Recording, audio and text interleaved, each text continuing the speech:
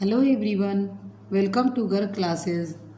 आज हम एनसीईआरटी की इंग्लिश की बुक क्लास 8 की हनी ड्यू उसका यूनिट 4 का पोएम द लास्ट बार्गेन का क्वेश्चन आंसर कराने जा रहे हैं। तो चलिए स्टार्ट करते हैं। शीर्षक है इसका, इस पाठ का नाम है, इस कविता का नाम है द लास्ट बार्गेन। लास्ट मतलब अंतिम और बार्गेन मतलब मूल भाव, सौदा किया जाता है उसको बार्गेन कहा जाता है। यह पोएम लिखे हैं रविंद्रनाथ टैगोर। चलिए क्वेश्चन आंसर शुरू करते हैं। पहला क्वेश्चन है, who is the speaker in the poem.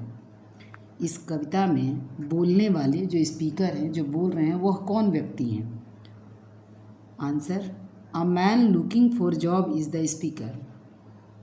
जो जॉब की तलाश में है, जो काम की तलाश में है, वही आदमी स्पीकर है। तो जैसा कि हम कविता में पढ़े हुए हैं कि एक आदमी है जो अपने को हायर करने के लिए, कि कोई हमको काम पर रख ले, तलाश में है, वही आदमी स्पीकर है। उसी पर बेस्ड है total story. Second question, the king sword in hand suggest. Sword मतलब होता है तलवार और किंग मतलब राजा। राजा जो कि हाथ में तलवार रखे हैं, इसका क्या अर्थ है, यह आपको क्या बताता है। यह बताता है पावर के बारे में, कि राजा हाथ में तलवार लेके जो चल रहे हैं, वह सजेस्ट करता है कि राजा पावरफुल हैं। Mark the appropriate item in the context of stanza 1। Mark करना है स्टेंजा 1 के लेकर। The old man offered the speaker a lot of money, why did he turn down the offer. एक बूढ़ा आदमी है जो कि स्पीकर को, जो काम की तलाश में है, उसको बहुत पैसा देता है, लेकिन यह आदमी जो स्पीकर है, ये पैसा क्यों लौटा देता है, इस प्रस्ताव को क्यों नहीं स्वीकार करता है। The man give more importance to freedom than money, therefore he turn down the offer. आदमी जो है, the man give more importance, वह आदमी जो है, जो स्पीकर है, वह ज़्यादा महत्व देते हैं टू फ्रीडम देन मनी, स्वतंत्रता को ज़्यादा महत्व देते हैं पैसा की तुलना में।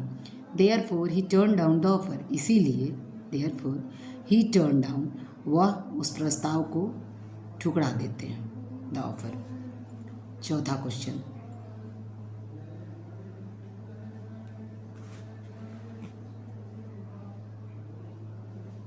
Find in the poem lines that match the following, read both one after another. यहाँ पर कुछ सेंटेंसेस दिए हुए हैं, उनको पोएम में से चुनना है कि हाँ, वहाँ पर इस बात को कैसे कहा गया है, और एक एक करके उसको पढ़ना है।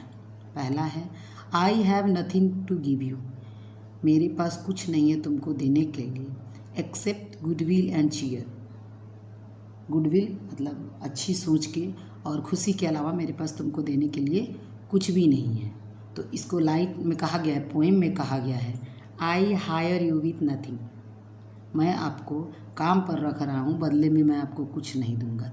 यह बात वह बच्चा कह रहा है स्पीकर को, जो बच्चा समुद्र के किनारे बीच पर बैठ के सेल से खेल रहा है, जो सीप होता है, सीप से वो बच्चा खेल रहा है। और जब स्पीकर को देखता है हाथ में कुदाल लेके गए हैं, हायर करने के लिए तलाश में हैं, तो उस समय वो बच्चा कहता है कि मैं आपको काम पर रखूँगा, लेकिन बदले में मैं आपको कुछ नहीं दूँगा। और काम क्या है, तो उनके साथ वो शंख से खेलना। इसी बात को वहाँ ऐसे कहा गया। Second, her happiness was no more than sorrow in disguise. उसकी जो खुशी थी, वह जैसे दुख में लोग भेष बदल के रहता है, बिल्कुल उसी तरह से थी। उसकी खुशी का वही सेंस था, बिना काम के, बिना कुछ पाए, और वह खुश था। Her smile पेल्ड and melted into tears.